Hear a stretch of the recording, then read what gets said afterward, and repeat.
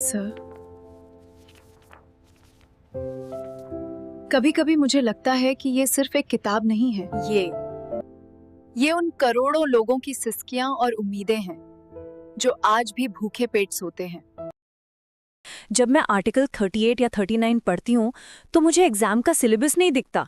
मुझे वो मजदूर दिखता है जो दिन भर ईटेट होता है।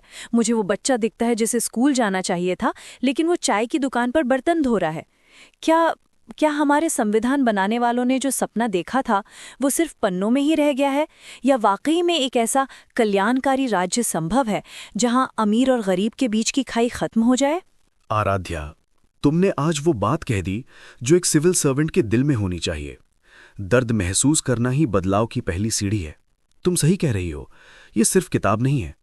भाग 4 यानी राज्य के नीति निर्देशक तत्व यानी डीपीएसपी हमारे संविधान की आत्मा है, जैसा कि ग्रैनविल ऑस्टिन ने कहा था। ये वो चेक है जिसे बैंक अपनी सुविधानुसार अदा करता है, लेकिन इसका मूल्य कभी कम नहीं होता। आज की ये क्लास सिर्फ एग्जाम पास करने के लिए नहीं है। आज हम उस भारत को जानेंगे जिसे गांधी जी ने अपनी प्रार्थनाओं में और अंबेडकर जी ने अपने तर्कों में बुना था। और वादा है मेरा, इस क्लास के खत्म होने तक तुम्हारी आंखों में आंसू होंगे, लेकिन वो लाचारी के नहीं, गर्व के होंगे। लेकिन आराध्या, भावुकता के साथ साथ हमें रणनीति भी चाहिए, क्योंकि उस कुर्सी पर बैठकर ही तुम इन आंसुओं को पोंछ पाओगी। और उस कुर्सी तक पहुंचने का रास्ता इन आर्टिकल्स यानी 36 से 51 से होकर गुजरता है। तुम्हें पता है, यूपीएससी 2020 के प्रीलिम्स में सीधा सवाल था कि कल्याणकारी राज्य का आदर्श किसमें निहित है। जवाब यही डीपीएसटी था। आरपीएससी आरएएस 2018 और 2021 दोनों में यहां से सीधे आर्टिकल पूछे गए। जी सर, मैंने देखा है। यहाँ तक कि आरपीएससी, आरएसएसबी, एसएससी सीजीएल 2022 और रेलवे एनटीपीसी में भी आर्टिकल्स के सीधे मिलान वाले प्रश्न आए थे। मतलब ये चैप्टर स्कोरिंग है? स्कोरिंग नहीं, ये गेम चेंजर है। अगर किसी ने संविधान का ये हिस्सा छोड़ दिया तो समझो उसने अपनी वर्दी या अपनी पोस्ट को खुद से दूर कर दिया। और आज हम इसे ऐसे पढ़ेंगे जैसे हम कोई मूवी देख रहे हों। और जो भी स्टूडेंट्स हमें इस वक्त देख रहे हैं, अपने कमरे का दरवाज़ा बंद कर लो, क्योंकि मान एजुकेशन के इतिहास की ये सबसे बेहतरीन क्लास होने वाली है। अगर आप चाहते हैं कि पॉलिटी आपको कहानियों की तरह याद हो जाए तो अभी सब्सक्राइब बटन दबा लो। ये कोई आम क्लास नहीं है, ये आपके सिलेक्शन का वो मिसिंग पीस है जिसे आप ढूंढ रहे थे। आराध्या, मुझे एक बात बताओ, तुम अक्सर वीडियो के नीचे कमेंट्स पढ़ती हो? हाँ सर, और मुझे सबसे बुरा तब लगता है जब स्टूडेंट्स क्लास तो पूरी देखते हैं, नोट्स भी बनाते हैं, लेकिन एक लाइक या छोटा सा कमेंट नहीं करते। दोस्तों, सर हमारे लिए रात रात भर जागकर कंटेंट बनाते हैं। आपका एक कमेंट हमारे लिए फ्यूल का काम करता है, तो प्लीज़ अपनी अटेंडेंस कमेंट बॉक्स में ज़रूर लगाइएगा। बहुत खूब। चलो अब शुरू करते हैं भारत के नवनिर्माण की कहानी। आराध्या, मान लो तुम्हें घर बनाना है।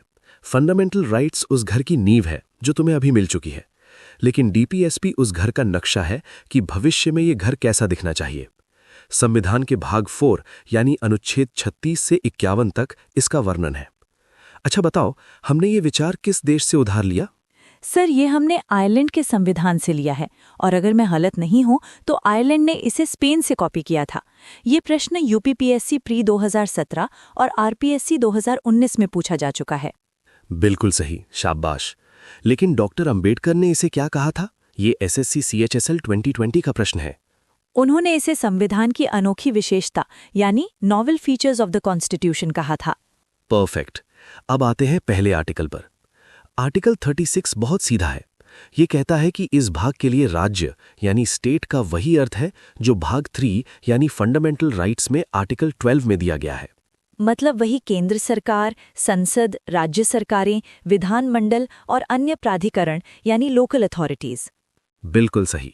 जब हम डीपीएसपी पढ़ेंगे और शब्द आएगा राज्य ये करेगा, तो इसका मतलब है भारत सरकार, राजस्थान सरकार, जयपुर नगर निगम या यहां तक कि बिजली बोर्ड भी, ये सब राज्य है। Simple meaning, state equals to same as article 12। Keyword definition यानी परिभाषा। ट्रैप। अक्सर छात्र सोचते हैं कि डीपीएसपी के लिए राज्य की परिभाषा अलग होगी, लेकिन ये 100% सेम है। अब सबसे महत्वपूर्ण आर्टिकल, जहां से आरपीएससी एसआई 2021 में प्रश्न आया था। अब आता है इस पूरी कहानी का विलेन और हीरो दोनों, आर्टिकल 37। इसे ध्यान से समझना, क्योंकि तुम्हारी रामदीन काका वाली समस्या की जड़ यही है। ये आर्टिकल दो बातें साफ साफ कहता है। ये प्रावधान किसी भी न्यायालय द्वारा प्रवर्तनीय नहीं है। मतलब अगर सरकार इन्हें पूरा न करे तो तुम कोर्ट जाकर, जैसे हम अभी यहां बैठे हैं, जबरदस्ती लागू नहीं करवा सकती। लेकिन, और ये बहुत बड़ा लेकिन है, ये तत्व देश के शासन में मूलभूत यानी फंडामेंटल इन गवर्नेंस है और कानून बनाते समय इन्हें लागू करना राज्य का कर्तव्य होगा। वही तो सर, अगर कोर्ट इसे लागू नहीं कर सकता तो ये तो दंतहीन बाघ हुआ ना। केटी शाह ने इसे कहा था एक ऐसा चेक जिसका भुगतान बैंक की मर्जी पर है, यानी a cheque on a bank payable only when resources permit. शाबाश, तो है केटी शाह का कोट याद है। लेकिन टीटी कृष्णमाचारी ने इसे भावनाओं का कूड़ेदान यानी वेरिटेबल डस्टबिन ऑफ सेंटिमेंट्स कहा था। पर रुको, सिक्के का दूसरा पहलू देखो। आर्टिकल 37 सरकार के हाथ नहीं बांधता, बल्कि उसकी अंतरात्मा यानी कॉन्शियंस को जगाता है। सरकार कोर्ट से बच सकती है, लेकिन इलेक्टोरेट से नहीं। हर 5 साल बाद उन्हें जवाब देना पड़ता है। इसलिए ये लीगल फोर्स नहीं, बल्कि मॉरल और पॉलिटिकल फोर्स रखता है। अच्छा, मतलब कोर्ट डंडा नहीं मार सकता, लेकिन जनता वोट की चोट से डंडा मार सकती है अगर डीपीएसपी का पालन ना हो। बिल्कुल सटीक। कीवर्ड्स याद रखना: non justiciable, fundamental in governance, duty of state. एक लाइन में बोलें तो कोर्ट में केस नहीं कर सकते, पर सरकार को काम करना ही पड़ेगा। अब मैं तुमसे कुछ सवाल पूछता हूं, देखते हैं तुम्हारा बेस कितना मजबूत हुआ। प्रश्न 1, संविधान का कौन सा अनुच्छेद कहता है कि नीति निर्देशक तत्व देश के शासन में मूलभूत है? A article 36, B article 37, C article 38, D article 32। Sir, option B article 37, क्योंकि 36 में तो परिभाषा है। गुड। प्रश्न 2, निम्नलिखित में से किसने डीपीएसपी को एक ऐसा चेक जो बैंक की सुविधानुसार अदा किया जाएगा कहा था? A B R Ambedkar, B K M Munshi, C KT Shah, D Granville Austin. सर, अभी हमने डिस्कस किया ऑप्शन सी केटी शाह।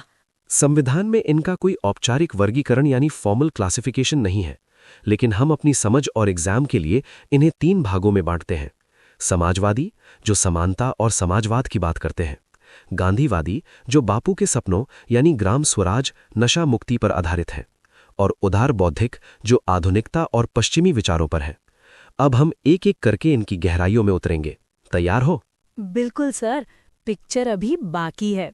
अब हम आते हैं उस आर्टिकल पर जो भारत को एक वेलफेयर स्टेट घोषित करता है। ये डीपीएसपी का उद्देश्य है। आर्टिकल 38 के 2 हिस्से हैं। 38(1) राज्य ऐसी सामाजिक व्यवस्था बनाएगा जिसमें सामाजिक, आर्थिक और राजनैतिक न्याय, social, economic and political justice राष्ट्रीय जीवन की सभी संस्थाओं में शामिल हो। 38(2) इसे 44th अमेंडमेंट 1978 से जोड़ा गया था। राज्य आय, प्रतिष्ठा, सुविधाओं और अवसर की असमानता को कम करने का प्रयास करेगा। सर, ये तो प्रियम्बल जैसा लग रहा है। बहुत बढ़िया ऑब्जर्वेशन। प्रस्तावना में जो न्याय का वादा है उसे हकीकत में बदलने की जिम्मेदारी आर्टिकल 38 की है। रियल लाइफ एग्जाम्पल, भारत सरकार की मनरेगा योजना या आयुष्मान भारत, ये सब क्यों है? ताकि आर्थिक असमानता कम हो और लोगों को बुनियादी सुविधाएं मिले। ये आर्टिकल 38 का ही प्रैक्टिकल रूप है। तो क्या मैं कह सकती हूँ कि आर्टिकल 38 अमीर और गरीब के बीच की खाई को भरने वाला पुल है? 100%। कीवर्ड्स याद रखना: वेलफेयर स्टेट, कल्याणकारी राज्य, इनइक्वालिटीज, असमानताएं, जस्टिस, न्याय। निमोनिक 38 का 3 और 8 देखो। अगर 8 को बीच से काट दो तो 2 बराबर गोले बनते हैं, 0 और 0, मतलब इक्वालिटी लाने की कोशिश। एक सवाल हो जाए, किस संविधान संशोधन द्वारा अनुच्छेद 38(2) को जोड़ा गया जो आय की असमानता को कम करने की बात करता है? A 42nd amendment 1976, B 44th amendment 1978, C 86th amendment 2002, D 97th amendment 2011। Sir, आपने बताया था जनता पार्टी सरकार के समय हुआ था ये। Option B 44th amendment 1978। Excellent. अब रुको, यहां तक हमने 36, 37, 38 कवर कर लिए। अब वक्त है एग्जाम पैटर्न स्विच का। अपनी कुर्सी की पेटी बांध लो, क्योंकि अब हम अलग अलग आयोगों के दिमाग में घुसेंगे। चाय की चुस्की के साथ अब हम उस आर्टिकल की तरफ बढ़ रहे हैं जो समाजवाद का असली चेहरा है। ये आर्टिकल इतना बड़ा और विस्तृत है कि इसे डीपीएसपी की रीढ़ की हड्डी कहा जा सकता है। आर्टिकल 39 कोई एक लाइन नहीं है, ये 6 वादों का एक बंडल है, ए से लेकर एफ तक। इसे याद रखने के लिए हम एक छोटी सी कहानी बनाएंगे। कल्पना करो एक परिवार की। 39A, जीविका के पर्याप्त साधन, राइट टू एडिक्वेट लाइवलीहुड। सबसे पहले इंसान को क्या चाहिए? रोटी कमाने का जरिया, ये सभी नागरिकों, पुरुष और महिला समान रूप से के लिए है। कीवर्ड याद रखो, लाइवलीहुड यानी जीविका। 39B, भौतिक संसाधनों का सामूहिक हित में वितरण, distribution of material resources for common good.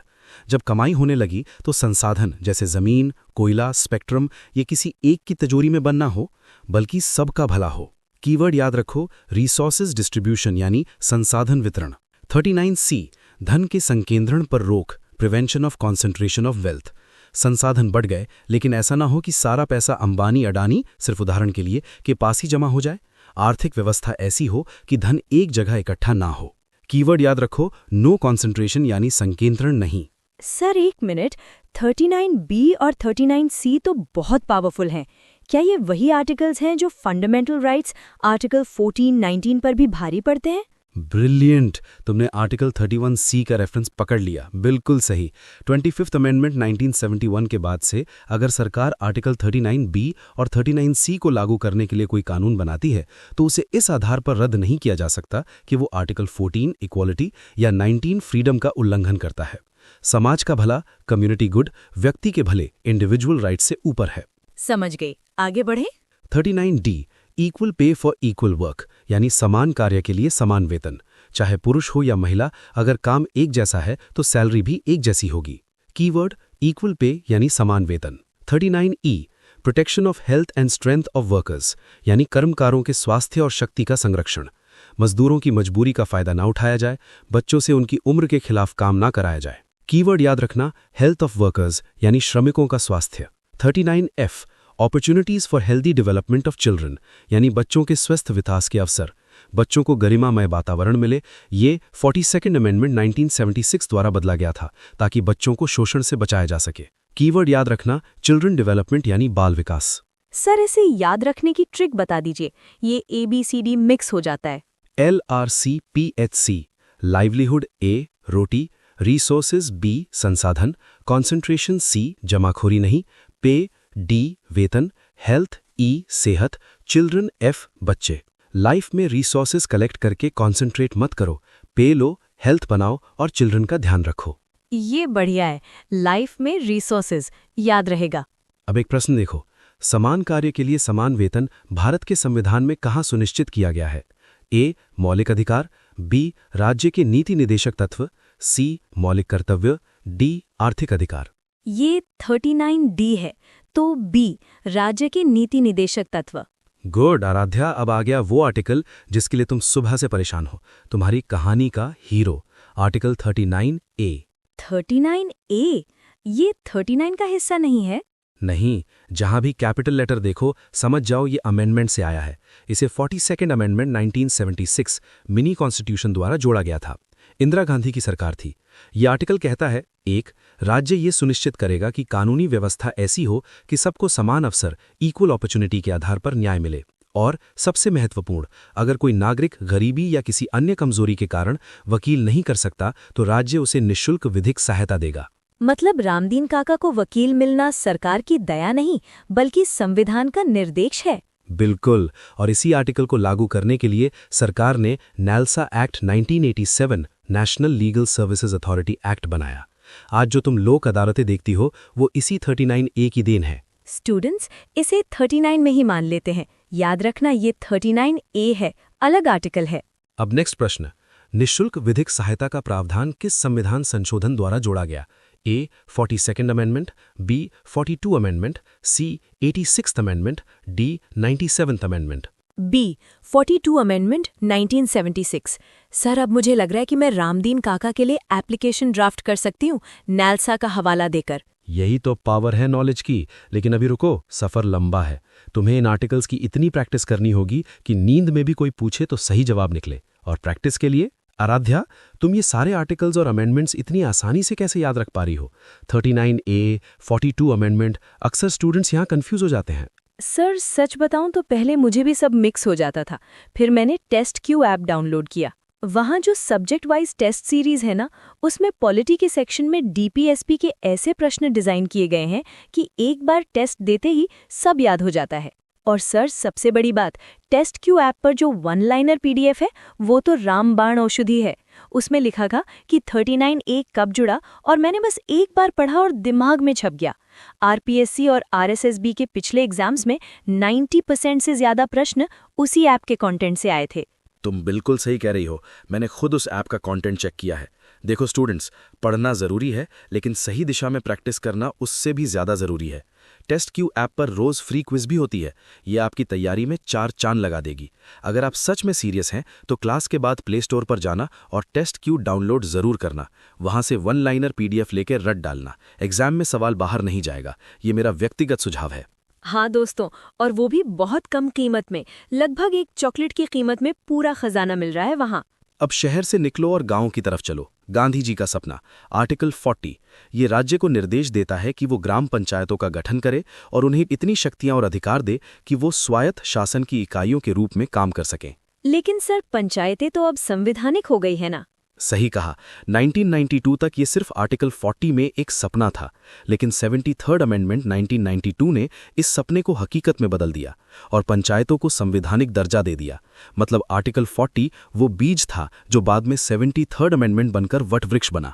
Keyword याद रखना, विलेज पंचायत्स, ग्राम पंचायत, गांधीयन प्रिंसिपल, गांधीवादी सिद्धांत। आर्टिकल 40 यानी 40 और 0 से ओ, ओपिनियन यानी गांव के लोगों का ओपिनियन यानी पंचायत, या 40 एली बाबा और 40 चोर नहीं, यहाँ 40 पंच है। अब एक प्रश्न देखो, संविधान का कौन सा अनुच्छेद गांधीवादी सिद्धांतों पर आधारित है और पंचायतों के गठन की बात करता है? A article 40, B article 41, C article 42, D article 43।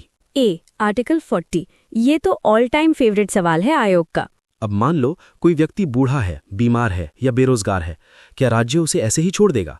Article 41 कहता है नहीं, राज्य अपनी आर्थिक क्षमता के भीतर ये प्रयास करेगा कि नागरिकों को काम मिले, शिक्षा मिले, बेकारी, बुढ़ापा, बीमारी और निशक्तता की स्थिति में लोक सहायता मिले। सर, जो वृद्धावस्था पेंशन मिलती है या विकलांग पेंशन मिलती है, वो इसी आर्टिकल से आती है। बिल्कुल, इंदिरा गांधी राष्ट्रीय वृद्धावस्था पेंशन योजना इसका क्लासिक उदाहरण है। कीवर्ड्स वर्क यानी काम, एजुकेशन यानी शिक्षा, पब्लिक असिस्टेंस यानी लोक सहायता। निमोनिक 41, 4 और 1, 4 for 1, सरकार हर एक बेसहारा की मदद करेगी। अब एक और प्रश्न देखो, निम्नलिखित में से कौन सा नीति निदेशक तत्व बुढ़ापे और निशक्तता में आर्थिक सहायता से संबंधित है? A article 42, B article 41, C article 40, D article 39। Article 41 सही है ना सर? बिल्कुल, आर्टिकल 41 में काम तो मिल गया, लेकिन काम कैसा हो? ऐसा तो नहीं कि जानवरों की तरह काम कराया जाए। आर्टिकल 42 दो चीजें सुनिश्चित करता है। पहला, काम की दशाएं यानी कंडीशंस ऑफ वर्क न्याय संगत और मानवोचित यानी ह्यूमेन होनी चाहिए। एसी नहीं तो कम से कम पंखा और पीने का पानी तो हो। दूसरा, प्रसूति सहायता यानी मैटर्निटी रिलीफ, महिलाओं को प्रेगनेंसी और डिलीवरी के समय छुट्टी और सहायता मिले। सर, जो मटर्निटी बेनिफिट एक्ट 1961 है या अभी जो 26 हफ्ते की पेड लीव मिलती है, वो यहीं से है? बिल्कुल। सोचो, अगर ये आर्टिकल ना होता तो शायद प्राइवेट कंपनियां गर्भवती महिलाओं को नौकरी से निकाल देती। ये आर्टिकल महिलाओं के अधिकारों का रक्षक है। कीवर्ड्स याद रखो, ह्यूमेन कंडीशंस यानी मानवोचित दशाएं, मटर्निटी रिलीफ यानी प्रसूति सहायता। 42 यानी 4-2, फॉर 2, प्रसूति सहायता 2 लोगों के लिए होती है, माँ और बच्चा। Four 2 is equals to article 42। एक प्रश्न देखो, महिलाओं को प्रसूति अवकाश यानी मटर्निटी लीव देने का आधार कौन सा अनुच्छेद है? A article 41, B article 42, C article 43, D article 44। 42 यानी बी आर्टिकल 42। अब काम मिल गया 41, काम की जगह अच्छी हो गई 42। अब बात करते हैं पैसों की यानी वेजेस। आर्टिकल 33 कहता है कि राज्य कोशिश करेगा कि सभी मजदूरों, कृषि, उद्योग आदि को निर्वाह मजदूरी यानी लिविंग वेज मिले। इतना पैसा कि सिर्फ पेट न भरे बल्कि कपड़ा, मकान और थोड़ी बहुत इज्जत की जिंदगी जी सके। काम के घंटे सीमित हों और अवकाश मिले। और खास तौर पर कुटीर उद्योगों को यानी कॉटेज इंडस्ट्रीज को गांवों में बढ़ावा मिले। कुटीर उद्योग मतलब खादी, हथकरघा, ये तो फिर से गांधीवादी विचारधारा आ गई। हाँ, आर्टिकल 40 के बाद 43 भी पूरी तरह गांधीवादी है। सिंपल मीनिंग, न्यूनतम मजदूरी अलग है, यहाँ लिविंग वेज यानी जीवन निर्वाह मजदूरी की बात है जो उससे बेहतर होती है। निमोनिक देखो 43 तो 4+3 = 7। हफ्ते के 7 दिन काम नहीं करना, छुट्टी चाहिए और अच्छी सैलरी चाहिए। और 43 में सी आता है, कॉटेज इंडस्ट्री। यह भी 42nd अमेंडमेंट 1976 से जुड़ा। इंदिरा गांधी चाहती थीं कि मजदूर सिर्फ मशीन न बने बल्कि फैक्ट्री के फैसलों में भी हिस्सेदार बने। ये कहता है कि उद्योगों के प्रबंधन यानी मैनेजमेंट में श्रमिकों की भागीदारी सुनिश्चित की जाए। मतलब ट्रेड यूनियंस का रोल? एक तरह से हाँ, वर्कर्स कमेटी बनाना। कीवर्ड देखो, पार्टिसिपेशन इन मैनेजमेंट यानी प्रबंधन में भागीदारी।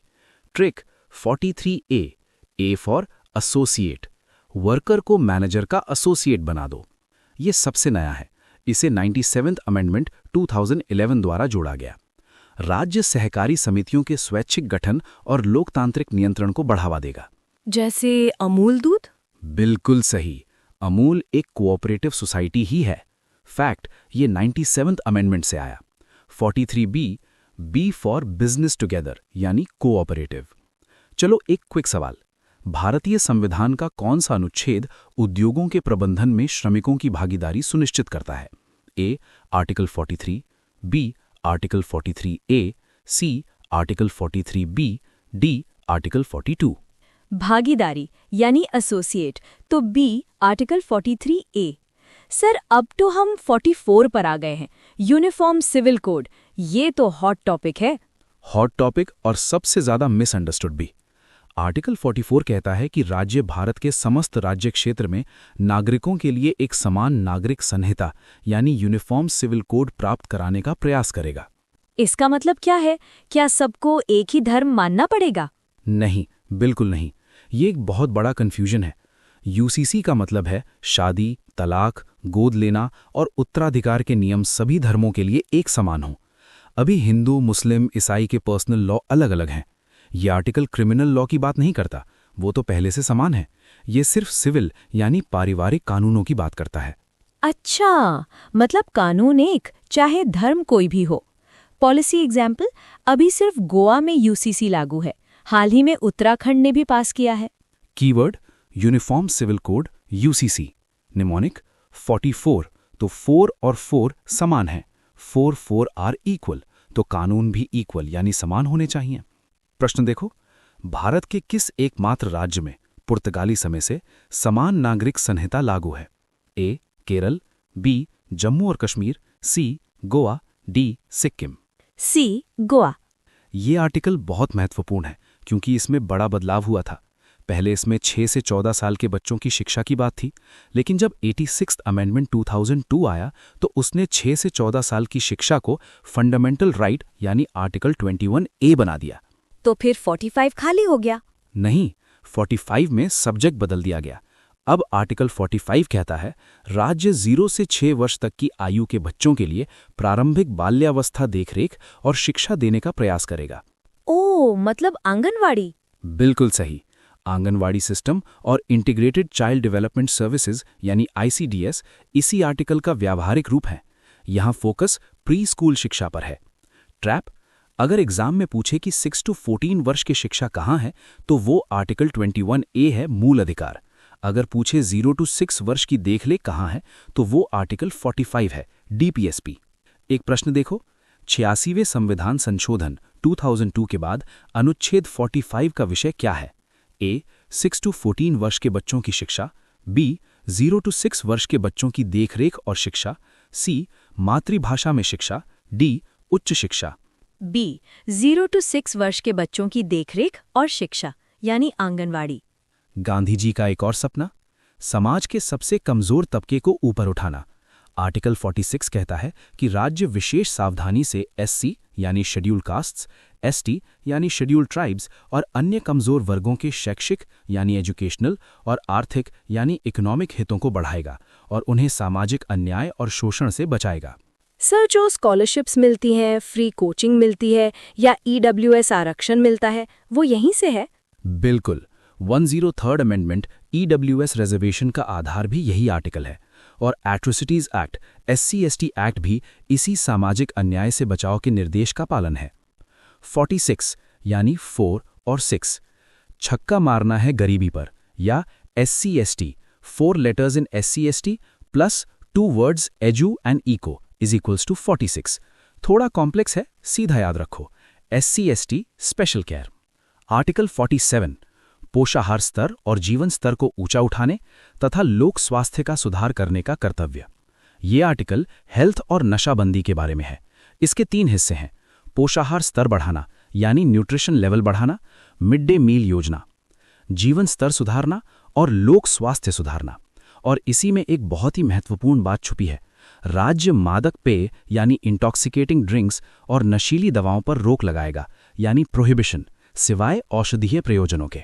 अच्छा, तो गुजरात और बिहार में जो शराबबंदी है वो आर्टिकल 47 की वजह से है। बिल्कुल सही। शराबबंदी कोई राजनैतिक स्टंट नहीं, संवैधानिक निर्देश है। Keywords: nutrition, public health, prohibition of liquor. 47 यानी 1947 में देश आज़ाद हुआ था, तो हमें नशे से भी आज़ादी चाहिए। Article 47 is equals to stop drinks यानी अल्कोहल। यहां से प्रश्न देखो, राज्य द्वारा मद्य निषेध यानी प्रोहिबिशन ऑफ लिकर का प्रयास किस अनुच्छेद के तहत किया जाता है? A. Article 46, B. Article 47, C. Article 48, D. Article 49। आज़ादी 47, नशे से बी. आर्टिकल 47। पानी पी लो, अब दिमाग का तापमान थोड़ा बढ़ेगा। बताओ, निम्नलिखित में से कौन सा निदेशक सिद्धांत गांधीवादी विचारधारा पर आधारित है? Which of the following directive principles is based on Gandhian ideology? समान नागरिक संहिता अनुच्छेद 44 यानी यूनिफॉर्म सिविल कोड आर्टिकल 44। अनुसूचित जाति अनुसूचित जनजाति के शैक्षिक हितों को बढ़ावा देना अनुच्छेद 46। Promotion of educational interests of SCs and STs article 46। नशीले पेय पदार्थों के सेवन पर प्रतिबंध अनुच्छेद 47। सही उत्तर चुनें। ए. 1 केवल, बी. 2 और 3 केवल, सी. 1 और 3 केवल, डी. 1, 2 और 3। UCC आर्टिकल 44 गांधीवादी नहीं, उदारवादी लिबरल इंटेलेक्चुअल है। SC/ST उत्थान आर्टिकल 46 गांधीवादी है। नशाबंदी आर्टिकल 47 पक्का गांधीवादी है। तो 2 और 3 सही हैं। आंसर बी, 2 और 3 केवल। भारतीय संविधान का अनुच्छेद 45 किससे संबंधित है? ए. कृषि, बी. प्रारंभिक बचपन देखभाल और शिक्षा 0 से 6 वर्ष, सी. अल्पसंख्यक, डी. न्यायपालिका। बी. प्रारंभिक बचपन देखभाल 0 से 6 वर्ष, अर्ली चाइल्डहुड केयर 0 से 6 वर्ष। सच है या झूठ? 86वें संशोधन अधिनियम ने अनुच्छेद 45 की विषय वस्तु को बदल दिया, यानी the 86th amendment act change the subject matter of article 45। True, सत्य। पहले 6 से 14 था, अब 0 से 6 है। शाबाश, तुम मास्टर बनती जा रही हो। कॉन्सेप्ट वही है, पैटर्न बदलता है। अब हम खेतों की तरफ चलते हैं। भारत कृषि प्रधान देश है। आर्टिकल 48 2 बातें कहता है। राज्य कृषि यानी एग्रीकल्चर और पशुपालन यानी एनिमल हस्बेंड्री को आधुनिक यानी मॉडर्न और वैज्ञानिक यानी साइंटिफिक प्रणालियों से संगठित करेगा। ग्रीन रेवोल्यूशन इसका उदाहरण है। राज्य गायों यानी काउज, बछड़ों और अन्य दुधारू पशुओं के वध पर रोक यानी प्रोहिबिशन ऑफ स्लॉटर लगाएगा और उनकी नस्ल सुधारने के कदम उठाएगा। ओह, तो काउ स्लॉटर बैन यानी गौ हत्या निषेध का संवैधानिक आधार आर्टिकल 48 है। हाँ, ये एक गांधीवादी और उदारवादी दोनों का मिश्रण है। विज्ञान भी है, नस्ल सुधारना और अहिंसा भी, वध रोकना। कीवर्ड याद रखना: एग्रीकल्चर यानी कृषि, एनिमल हस्बेंड्री यानी पशुपालन, काउ स्लॉटर बैन यानी गौ हत्या निषेध। बेटर निमोनिक 48 48 अड़ जाना, गाय को बचाने के लिए। सर, सरिस्का में आग लगी है, न्यूज आ रही है। यही है हमारा अगला आर्टिकल 48A। ये मूल संविधान में नहीं था, इसे भी 42nd अमेंडमेंट 1976 से जोड़ा गया। ये कहता है, राज्य पर्यावरण का संरक्षण और संवर्धन करेगा और वन यानी फॉरेस्ट्स तथा वन्य जीवों यानी वाइल्ड लाइफ की रक्षा करेगा। सर, ये 48 से अलग कैसे है मान सर? 48 खेती और पालतू जानवरों के लिए है, agriculture and life stock. 48A जंगल और जंगली जानवरों यानी शेर, चीता और पर्यावरण यानी इन्वायरमेंट के लिए है। समझ गई। रियल लाइफ में देखें तो वाइल्ड लाइफ प्रोटेक्शन एक्ट 1972 और एनवायरनमेंट प्रोटेक्शन एक्ट 1986 इसी को लागू करते हैं। नेशनल ग्रीन ट्रिब्यूनल भी इसी दिशा में काम करता है। कीवर्ड एनवायरनमेंट, वन और वन्यजीव। 48A, ए फॉर एटमॉस्फेयर यानी एनवायरनमेंट या जंगल। नेक्स्ट प्रश्न बताओ, पर्यावरण का संरक्षण तथा वन और वन्यजीवों की रक्षा किस अनुच्छेद में वर्णित है? A article 48, B article 48A, C article 49, D article 51A। B article 48A, A for atmosphere या environment. Article 49, protection of monuments and places and objects of national importance, यानी राष्ट्रीय महत्व के संस्मारकों, स्थानों और वस्तुओं का संरक्षण। जयपुर में रहते हैं तो हवा महल, आमेर किला देखते हैं। इनकी रक्षा कौन करता है? आर्टिकल 49, ये राज्य का दायित्व है कि वो उन स्मारकों यानी मॉन्यूमेंट्स, स्थानों यानी प्लेसेस या वस्तुओं यानी ऑब्जेक्ट्स की रक्षा करे जिन्हें संसद ने राष्ट्रीय महत्व का घोषित किया है। उन्हें विरूपण, विनाश या निर्यात से बचाए। मतलब आई लव यू लिखकर दीवारों को गंदा करने वालों को रोकना सरकार का काम है। बिल्कुल, और हमारा मौलिक कर्तव्य भी, आर्टिकल 51A। लेकिन यहाँ 49 में ये सरकार यानी स्टेट की ड्यूटी है। कीवर्ड याद रखना, मॉन्यूमेंट्स यानी स्मारक, हेरिटेज यानी धरोहर। 49, 49, ऊंचा, ऊंचा। हमारे स्मारक यानी ताजमहल, कुतुब मीनार ऊंचे हैं, उनकी रक्षा करो। अब वापस कोर्टरूम में देखो, जज साहब बैठे हैं और सरकारी वकील खड़ा है। क्या हो अगर सरकारी वकील ही जज बन जाए या कलेक्टर यानी IAS ही सजा सुनाने लगे? तो अन्याय हो जाएगा। इसीलिए आर्टिकल 50 कहता है, राज्य की लोक सेवाओं में न्यायपालिका को कार्यपालिका से अलग करने के लिए राज्य कदम उठाएगा। मतलब जज और कलेक्टर का काम अलग अलग होना चाहिए। सिंपल मीनिंग, न्यायाधीशों को मंत्रियों या अधिकारियों से स्वतंत्र होना चाहिए। जजेस should be independent of ministers और ऑफिसर्स।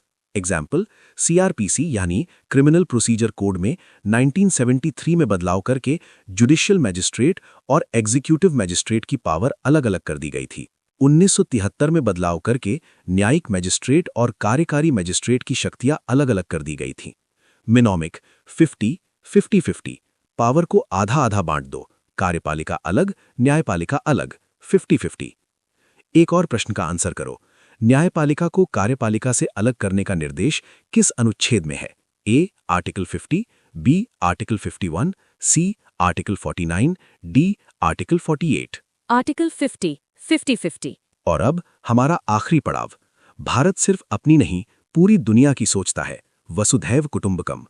आर्टिकल 51 कहता है कि राज्य प्रयास करेगा, ए अंतर्राष्ट्रीय शांति और सुरक्षा को बढ़ावा दे, बी राष्ट्रों के बीच न्यायसंगत और सम्मानपूर्ण संबंध बनाए रखे, सी अंतर्राष्ट्रीय कानूनों और संधियों का सम्मान करे, डी अंतर्राष्ट्रीय विवादों को मध्यस्थता यानी आर्बिट्रेशन द्वारा निपटाए, लड़ाई से नहीं। मतलब भारत की विदेश नीति का आधार आर्टिकल 51 है। 100% सही। गुट निरपेक्षता यानी नॉन अलाइनमेंट, पंचशील सिद्धांत यानी पंचशील प्रिंसिपल्स, संयुक्त राष्ट्र यानी UN का समर्थन, सब आर्टिकल 51 की भावना है। कीवर्ड याद रखना, इंटरनेशनल पीस यानी अंतर्राष्ट्रीय शांति, फॉरेन पॉलिसी यानी विदेश नीति। 51 शुभ शगुन, 51 रुपए का लिफाफा, हम दुनिया को शांति का शगुन देते हैं। एक और सवाल का आंसर करो, भारतीय संविधान का कौन सा अनुच्छेद भारत की विदेश नीति से संबंधित है? A article 50, B article 51, C article 61, D article 52। B article 51। आखिरी स्विच आराध्या, फिनिशिंग टच। निम्नलिखित में से कौन राज्य के लिए पर्यावरण की रक्षा करने और सुधार करने का कर्तव्य बनाता है? Which of the following creates a duty for the state to protect and improve the environment? A article 48, B article 48A, C article 51A/G, D both B and C। सवाल स्टेट की ड्यूटी पूछ रहा है। 48A state के लिए है, 51A/G नागरिक का कर्तव्य है, तो सही उत्तर B आर्टिकल 48A होगा। अगर पूछता संविधान में कहा है तो दोनों होते, लेकिन यहाँ स्टेट स्पेसिफिक है। नेक्स्ट मिलान करें। ए आर्टिकल 50 अंतर्राष्ट्रीय शांति, बी आर्टिकल 51 न्यायपालिका का पृथक्करण, सी आर्टिकल 49 स्मारकों का संरक्षण। ए का 2 50-50, बी का 1 शगुन या पीस, सी का 3 मॉन्यूमेंट्स। कॉन्सेप्ट वही है, पैटर्न बदलता है। तुम जीत गई आराध्या। सर, अब मुझे समझ आ गया। मैं जज साहब के सामने सिर्फ रोंगी नहीं, बल्कि आर्टिकल 39A और आर्टिकल 21 को जोड़कर बहस करूंगी। हुसैन आरा खातून केस में सुप्रीम कोर्ट ने कहा था कि free legal aid article 21 right to life का हिस्सा है, जिसे 39A के साथ पढ़ा जाना चाहिए। बिल्कुल सही। डीपीएसपी भले ही लागू ना हो, नॉन जस्टिसिएबल, लेकिन जब उन्हें फंडामेंटल राइट्स के साथ मिलाकर पढ़ा जाता है तो वो जज का हाथ और कानून की ताकत बन जाते हैं। मिनर्वा मिल्स केस में कोर्ट ने कहा था, संविधान का संतुलन फंडामेंटल राइट्स और डीपीएसपी के रथ के दो पहियों पर टिका है। तुम आज उसी संतुलन का इस्तेमाल करोगी। थैंक यू मान सर, आपने न सिर्फ मेरा एग्जाम का टॉपिक क्लियर किया, बल्कि मुझे कोर्ट में लड़ने का हथियार भी दिया। मेरा काम पूरा हुआ, लेकिन तुम्हारा काम अभी बाकी है। घर जाकर रैपिड फायर रिवीजन जरूर करना। और हाँ, अगर ये सेशन काम का लगा हो तो मान एजुकेशन चैनल को सब्सक्राइब करना मत भूलना, क्योंकि यहाँ हम सिर्फ पढ़ाते नहीं, दिमाग में छाप देते हैं। लाइक बटन को वैसे ही दबाना जैसे कोर्ट में जज साहब हथौड़ा दबाते हैं। फैसला पक्का। और अपने दोस्तों के साथ शेयर करो, क्योंकि नॉलेज बांटने से बढ़ती है। आर्टिकल 39F तो नहीं, पर अच्छी बात है। सर, आज आपने ना सिर्फ पढ़ाया बल्कि जगा दिया। दोस्तों, इतनी मेहनत के लिए लाइक तो बनता है ना? और हाँ, कमेंट बॉक्स में लिखना मत भूलना, जय हिंद, जय संविधान। हमें ये देखकर बहुत गर्व महसूस होगा। और टेस्ट क्यू ऐप डाउनलोड करके अपनी तैयारी को सीरियसली शुरू करो। अगली क्लास में हम फंडामेंटल ड्यूटीज, मूल कर्तव्य पर बात करेंगे। तब तक के लिए पढ़ते रहो, बढ़ते रहो। धन्यवाद।